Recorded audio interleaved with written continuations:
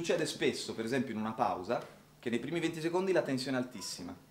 La tensione rimane, anzi continua a salire fino a 40 secondi. Sale fino a un minuto, comincia a farsi una tensione un po' più rilassata, contemplativa, dopo 4 unità minime, cioè battuta lunga, cioè 1 minuto e 20. Il pubblico comincia a scazzarsi, a muoversi a 1 minuto e 40. E dopo 1 minuto e 40, se abbiamo la costanza di aspettare, no, si rilassano proprio, dicono ah, ho capito. Ah, è una di quelle robe dove devo starci dentro, proprio non c'ho speranza, non è che mi dà il montaggio rapido. Noi abbiamo un montaggio contemplativo delle cose.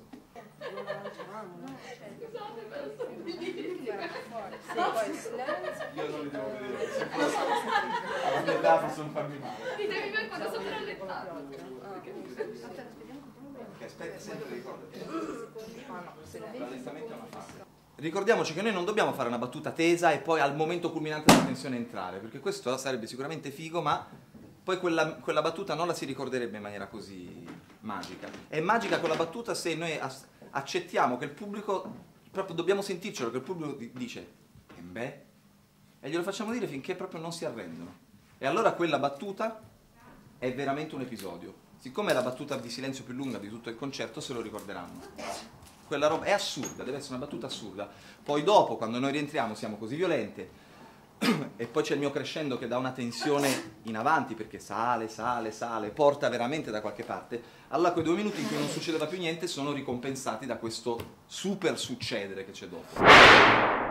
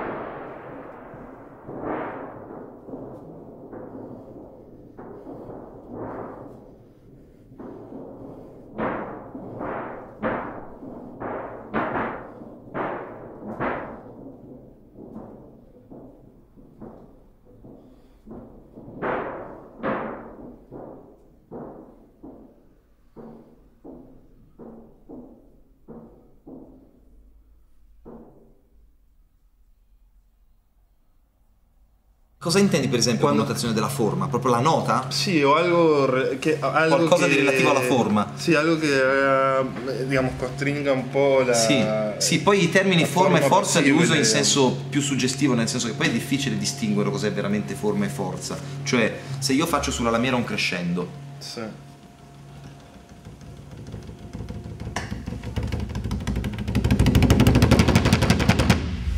è forma o forza?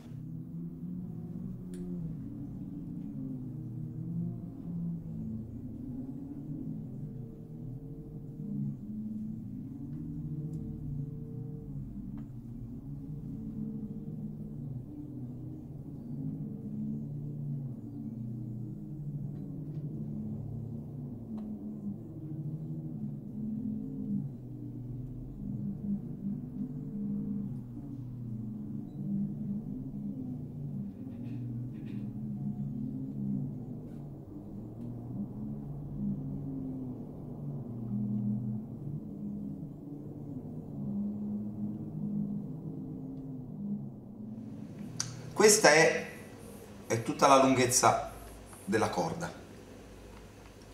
La divido a metà e poi la divido in 3 settorini. E poi metto una pallina qui per dirti dove deve stare la mano. Poi ti dico, quale dita usi? 1 e 3. 1 e 3. Li puoi alternare, oppure se indico così significa che li devi sempre usare uniti. Poi ti dico su quale corda, prima corda. Poi ti dico inclinazione del polso.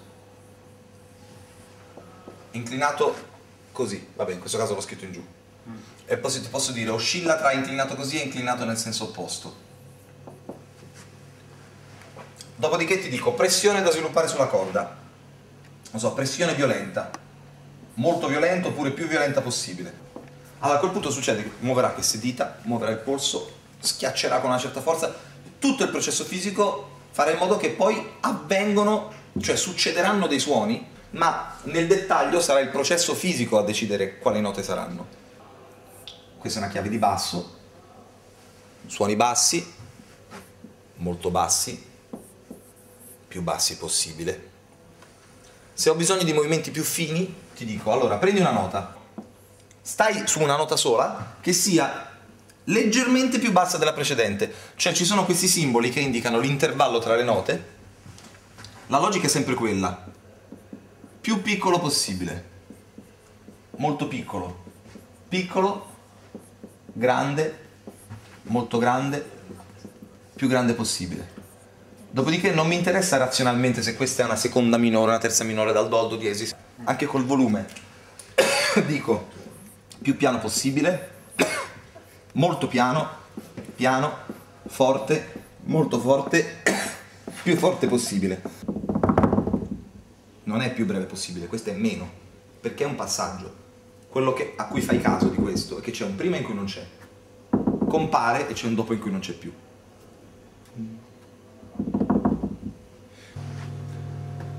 Non c'è mai il mezzo, non c'è mai mezzo piano, mezzo forte, un po' forte, perché uno il mezzo, come dire, una cosa giusta, media, e qual è il medio? Non lo so. Piano per me è una roba che non faccio fatica a fare, forte è una cosa che faccio fatica. Dopodiché piano non faccio fatica, molto piano ne faccio molta meno, più piano possibile è che se ne faccio ancora meno non suono. No hay un signo para el medio, digamos. No. Interesante, es extraño eso. HN è il simbolo, quando voglio che un certo parametro, non voglio decidere com'è, voglio che tu lo gestisci in maniera istintiva nel momento dell'esecuzione, allora scrivo HN, che nei miei simboli faccio così.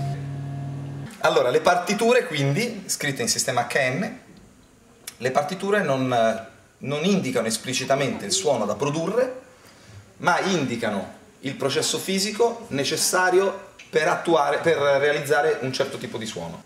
Cioè quando compongo catene di fatti sonori, perché so il processo performativo a quali fatti sonori porterà, ma in realtà quello che fisso sulla pagina è il processo performativo. Questo sistema mi costringe a riportare sempre l'attenzione sui giochi di forza, da cui poi nel qui e ora dell'esecuzione scaturirà il suono. HN infatti significa qui e ora, significa hic et nunc, HN sta per hic et nunc, che significa qui e ora.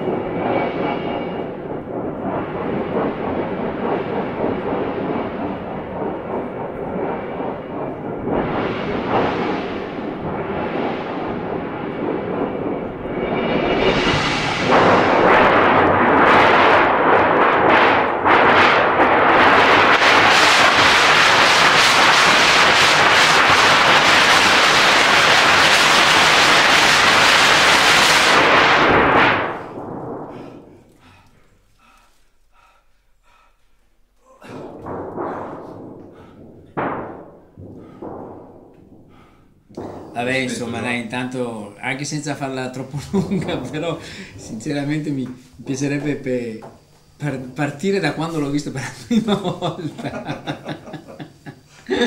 Questo pazzo furioso. Devo dire che la cosa che mi ha convinto di lavorare con Dario è stata proprio questa sua assoluta certezza, questo giovinastro, no? Con questa sua assoluta certezza delle cose che proponeva, questa sua determinazione, tanto che ho pensato, questo qui, boh, o è un pazzo o è un genio. Devo dire che ancora adesso non so bene, non ho ancora ben deciso se sia uno o l'altro, tutte e due, forse tutte e due.